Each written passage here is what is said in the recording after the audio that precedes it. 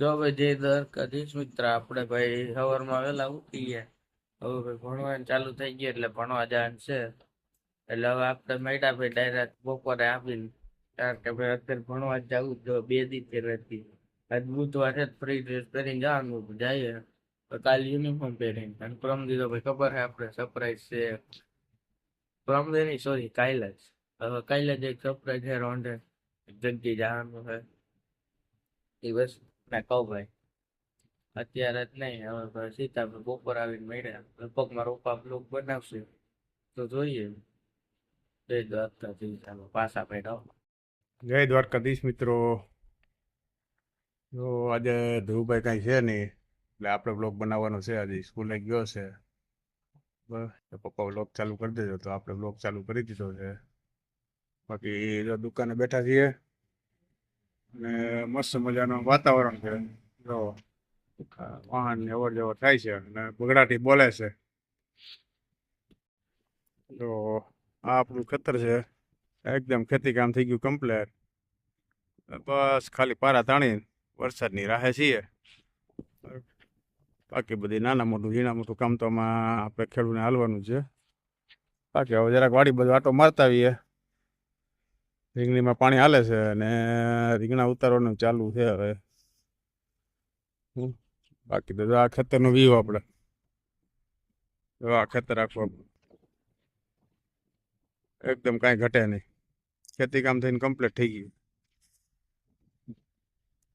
આપણી રીંગણી, અરે તમને રીંગણીમાં રીંગણા બતાડું તો રીંગણીનો નજારો, પાણી હાલે છે અત્યારે. તો આપણી રીંગણી છે, રીંગણા કંઈ ઘટે નહીં એવા છે. આ રીંગણીનો નજારો આખો પવન મસ્તીનો છે, હાઈ ક્લાસ, કઈ ઘટે નહીં ને ગાડીનો વ્યૂ આપણી. જો ભાઈ આપણે દુકાને આવી ગયા, મળીને આવતા રહ્યા એટલે ડાયરેક્ટ આપણે દુકાને જ આવ્યા. અને આ જો દુકાને જ જો ભાઈ ત્યાં આવડો વાસે વાસતા હતા, ખાલી એમના વાસે. આપણે ભાઈ મળીને આવતા રહ્યા. કેમ બાકી ભાઈ મારા પપ્પાએ બ્લોગ ઉતાર્યો છે વૈશમાં, એ જો દો 1 નંબર છે ભાઈ. બ્લોગ ઉતાર્યો એને ખેતર ને એવું બતાવે છે, 1 નંબર બ્લોગ એને ઉતારતા આવડે. એવું લાગે કે એની ચેનલ ખોલી દે. હાલો પછી મળ્યા પાછા. આપણે ભાઈ જવો હું નાત્યા ભાઈ ખાવાનું બાકી હતું તો ભાઈ હું નાત્યા જાય છે વાડીએ. કાં ત્યાં કાકા કાકા કરે છે સમજો ભાઈ, વાડીએ જઈએ ખાવા હાટું. હું નાત્યા એ કાં ત્યાં જો ટાટા કર દે, ટાટા કર દે, ટાટા કરી દે ભાઈ બધાને. ખાઈ લઈએ કે વાડીએ જઈને. હવે મારા પપ્પાની તો દુકાને બેઠા, હું ખાઈને પછી જાય, બસ મારા પપ્પા આવશે ખાવા. કાતિયા હાલો ખાઈને મળીએ પછી. તો ભાઈ આતિયા રમે છે, અનુભાઈ ખાવા ગાંઠિયા શાક અને રોટલી છાશ પણ નથી ભાવતી એટલે નહીં ખાય. આદ્યા હાલે મમ ખાઈ જા, હાફ કરી જા હાફ કે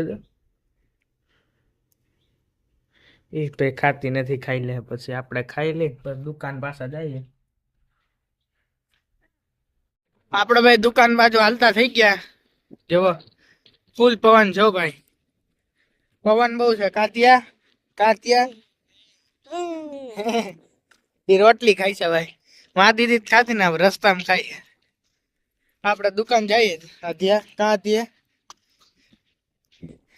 જો બસ આપણીમાં પેઢીમાં રોપા આવી ગયા. જાય હવે કે ભાઈ જો આપણા દુકાન આવી ગયા. અને ભાઈ આપણે પબજી ની આઈડી લગભગ હોઈ ગઈ છે. 2-3 દી ત્યાં ભાઈ હું હે ને ચાલુ કરવાનું ટ્રાય કરું, પણ ચાલુ થતી નથી આઈડી. અને ડિલીટ મારીને ઇન્સ્ટોલ કરી ભાઈ, તોય ભાઈ સર્વર ડાઉન થાય. લગભગ આઈડી ગયા ભાઈ, મને એટલા લેવલ કર્યા તો ભાઈ. આઈડી ન ગઈ હોય તો સારું, અને જો ભાઈ સર્વર પાછું ચાલુ થઈ જાય ને જો થઈ જાય તો સારું.